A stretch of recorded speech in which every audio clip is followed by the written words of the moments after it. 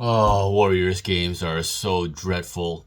No matter what, some way or another, something dreadful happens and it just becomes an awful experience. Hello friends, welcome back to the channel. If you watch this Warriors-Lakers game all the way through, you should be pretty agitated. Everything else aside, whenever the Warriors are on national television, they are always screwed. The refs are always compromised. They're always calling games mostly against the Warriors. And as if the Warriors don't have enough things to overcome from an internal standpoint, they also have to overcome the refs in a bunch of these games that are on national television. 6-point game, under a minute to go. The Warriors play great defense to cause a backcourt violation. Just one problem. There's 3 refs on the floor and none of them actually make the call. Next thing you know, the Lakers are out in transition and get a free dunk in the process. So instead of it being Warriors possession to potentially cut the 6-point deficit to a 4-point deficit or even a 3-point deficit, the Lakers just end up getting a free bucket and extending that 6-point lead to an 8-point lead. And the game is essentially over right there.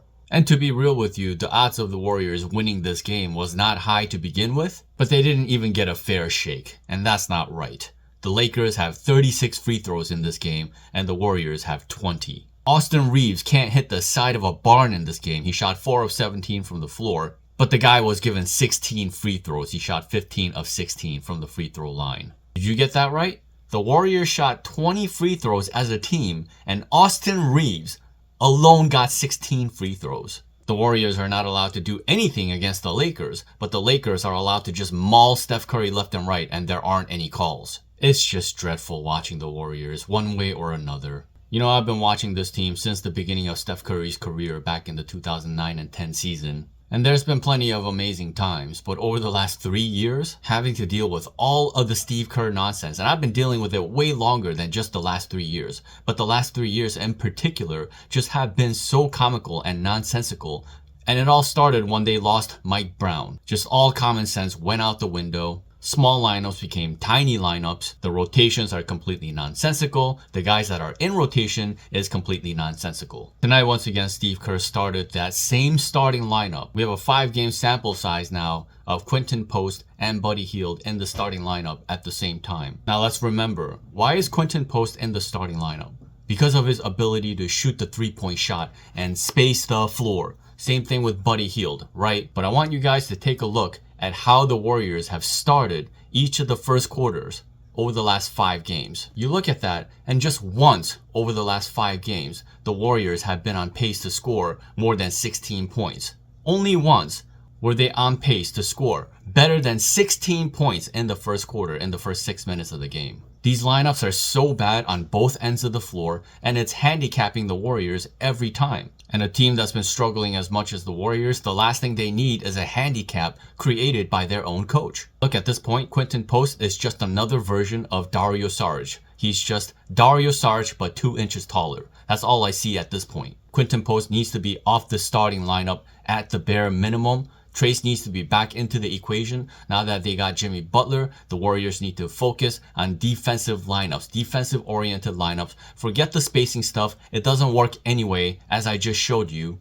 They have the personnel to play great defense, so Steve Kerr needs to formulate lineups that are going to be able to dominate defensively and try to win games that way, and rely on Steph Curry and Jimmy Butler to create their offense. And like clockwork in this game against the Lakers, the Warriors got off to an 18-7 deficit, and by the middle of the second quarter, it started to become unwatchable. The Warriors were down by, I believe, 23 points. It was starting to get real ugly. And then Steve Kerr decided to make a change in the second half of the game. And I hated that change, but it's better than going with the exact same thing that he's been doing, which is going with that nonsensical Quinton Post at the center spot lineup with 3 other guards on the floor.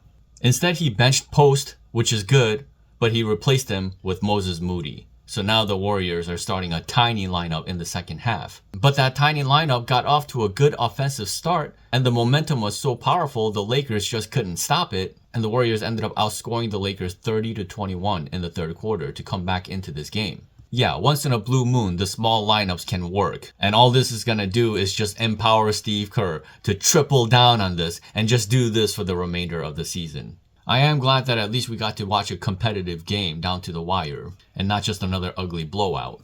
And I have to say, and I mentioned this in the previous video as well, Pat Spencer is super legit. He's kind of like Guy Santos. You wouldn't think that Guy Santos, a G League player, would be of much use for the Warriors, but he is. And so is Pat Spencer. Pat Spencer is 28 years old, is pretty much in the prime years of his career, and he's just a smooth operator, elite athlete, and just has a lot of poise when he has the ball in his hands. He plays the game with a sense of calmness. Generally speaking, when the ball is in his hands, you have the confidence that he's going to make a good play out of it, whether it's for himself or for somebody else. But scoring-wise, that's what's surprising about Pat Spencer, is that he's actually quite a capable scorer. I really think there's a better pace to his game than a guy like Dennis Schroeder, who they just lost, and I think he's clearly a better overall basketball player than Brandin Podziemski. Podziemski's only 21 years old. Pat Spencer just has way more experience as a 28-year-old veteran. And honestly, they were finishing with that tiny lineup. I think Pat Spencer should have finished the game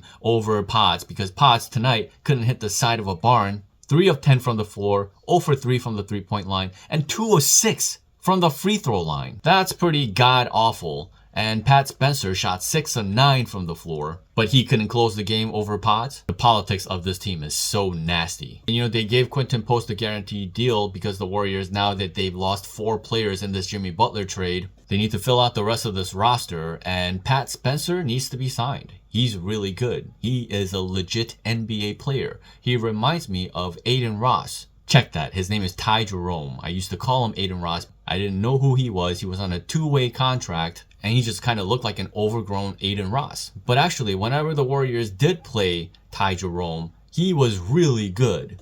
The guy shot almost 50, 40, 90 that season when he played for the Warriors, and he probably should have gotten more of an opportunity. But the Warriors had a little more common sense at the time. They knew they couldn't play 4-guard lineups, at least up to that point. And given that Jordan Poole, Klay Thompson, and Dante DiVincenzo were all on the team, there was just no way for Ty Jerome to get into that equation. Now we see Ty Jerome under Kenny Atkinson with the Cavs, and he's been incredible. So when you evaluate an NBA player, you can't evaluate them based on where they came from. The G League, undrafted, second round pick, all this kind of stuff, it doesn't matter. You have to judge a player's ability based on what they're able to do when you put them on the floor.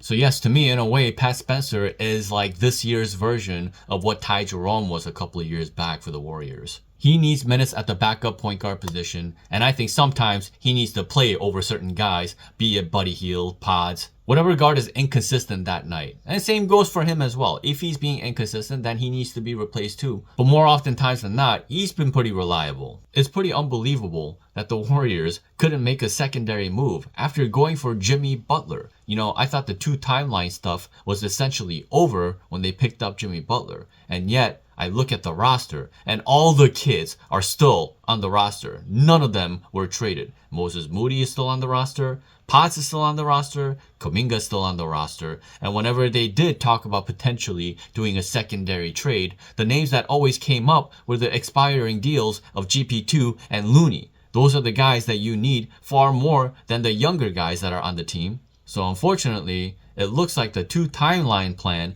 is still very much alive. More than anything, I just would have been satisfied if Buddy Hield was no longer on this roster, because the guy is just so inconsistent. And he allows Steve Kerr to go to these 3-guard lineups and 4-guard lineups, because as long as Buddy Hield can shoot the ball, Steve Kerr's gonna just play him all day and night, just like he's been doing so with Quinton Post, while completely ignoring the defensive side of the floor.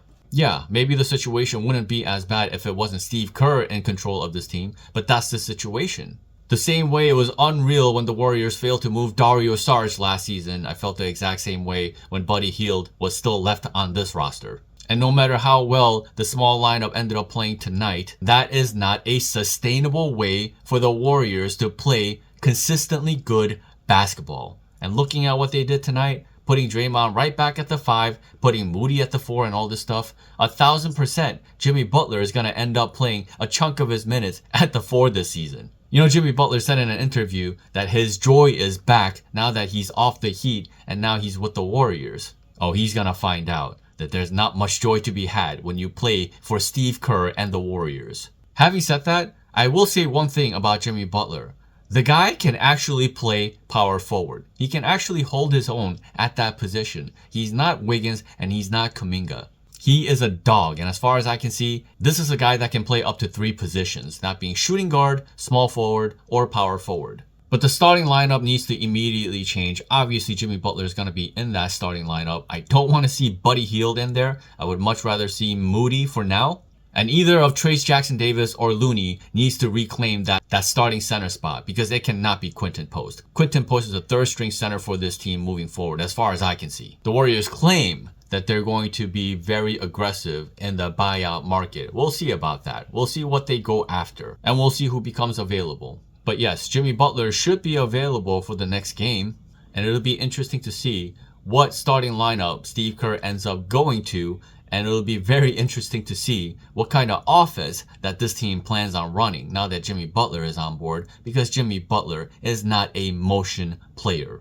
Jimmy Butler is a player who needs the ball in his hands to be effective. A playmaker, a play finisher, and a shot creator. I know for a fact that Steve Kerr would rather resign than change his system. His words, not mine. He hates pick and roll and ISO basketball so much that he literally said in the past that he would rather resign than resort to a style of basketball that involves a lot of pick and rolls and ISOs, which is just insane. He's clearly some kind of a snobby elitist when it comes to the style of basketball. He thinks the only style of basketball that should be played is the one where nobody's on the ball and everybody's just moving off the ball. And everybody just has to be the smartest basketball players on the planet. Everybody has to be the most elite passers on the planet. Everybody's got to be the best screeners. Everybody's got to be the best shooters. And everybody just has to be skilled across the board. And that's just not how NBA basketball works. There's all kinds of different personalities in the NBA, and you have to cater your style to whatever personnel that you have on your team. The best kind of coach is the type of coach that is able to adjust to the talent that is on the roster, rather than asking everybody, no matter what they're good at, to conform to the needs of whatever that system is. But yes, for me personally, I think the ideal lineup would be Steph Curry, Moses Moody, Jimmy Butler, Draymond Green, and probably Trayce Jackson-Davis back in that starting lineup. And when Kuminga comes back, which should be soon, they should just stick him into that starting lineup. Should be Steph Curry, Jimmy Butler, Jonathan Kuminga, Draymond Green, and either Trayce or Looney in that scenario. I'm more tempted to say Looney because when you're talking about Steph Curry, Kuminga, and Jimmy Butler, that's a lot of scoring right there.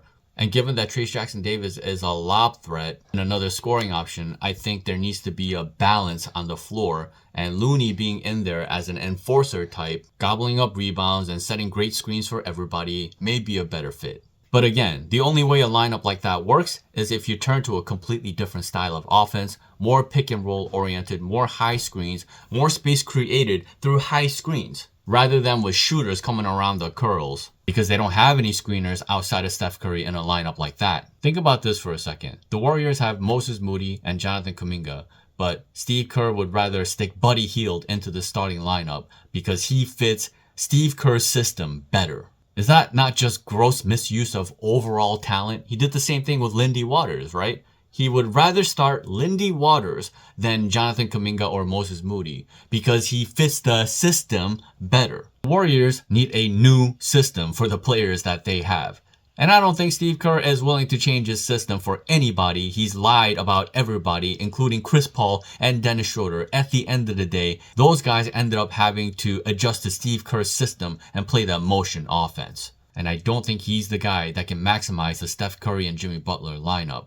But if you listen to Steph Curry, he's literally said that Jimmy Butler is not really a motion offense type of player. So the Warriors are going to have to adjust their system to cater to the needs of Jimmy Butler. That is literally what Steph Curry has said. And if Steve Kerr is unwilling or unable to do that, and he's not happy with the fact that he has to go to a system that is not his identity, then maybe he'll follow up on the promise that he would resign before changing his system to something that isn't their identity. Really, it's Steve Kerr's identity, not the Warriors' identity. And really, that's the only hope. If Steve Kerr is off this team, I have trust that the roster that is left on the Warriors can make serious noise come playoffs, and they will be able to make the playoffs with Steve Kerr out of the way. If Steve Kerr sticks around for the remainder of this season, they'll continue to toil in the play-in situation, 11 seed, 10 seed, 9 seed, something along those lines. And then they'll get booted out. And then another season will have been wasted. Anyway, their next game up is on Saturday against the Bulls. On the road, Jimmy Butler is expected to suit up for that game. A lot of change is coming, or supposedly coming. And we'll see how the next 4 games go in general before the All-Star break. And that All-Star break cannot come soon enough. Steph Curry needs a much-needed break to heal that sprained thumb once and for all. And that time off will give the Warriors an opportunity to incorporate Jimmy Butler into their system. And we're going to get a chance to see what that looks like under Steve Kerr, if he doesn't resign first. That's all I got for now. Thank you so much for watching. As always, if you enjoyed the content, be sure to subscribe, hit the notification bell, the like button. Till next time.